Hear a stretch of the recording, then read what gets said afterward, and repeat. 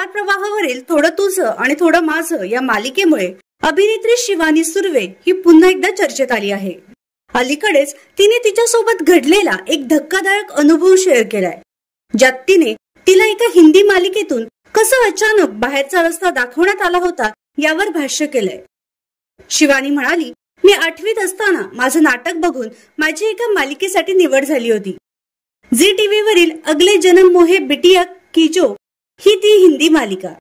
त्यावेळेस मी अभिनय क्षेत्रात खूप नवीन होते।